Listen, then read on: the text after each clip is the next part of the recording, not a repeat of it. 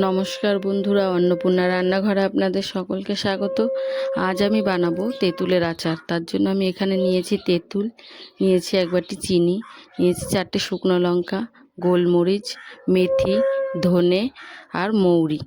এবার বন্ধুরা আমি মশলাগুলোকে শুকনো খোলায় ভেজে নেব। কড়াইটা বসিয়ে নিয়ে এবার সব মশলাগুলো একে একে দিয়ে শুকনো খোলায় ভেজে নামিয়ে নেব।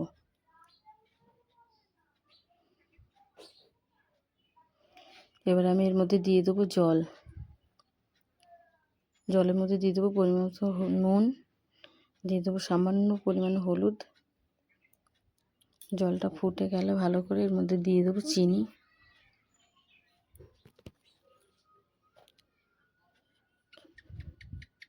চিনিটা আবার গলে গেছে, এবার আমি এর মধ্যে দিয়ে দেবো তেঁতুল।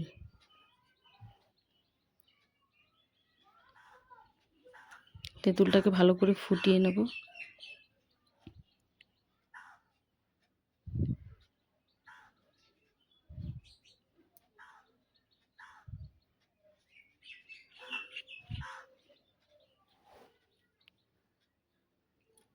আচারটা আমার হয়ে গেছে প্রায়। এর মধ্যে এবার দিয়ে দেবো ভেজে গুঁড়ো করে রাখা মশলা।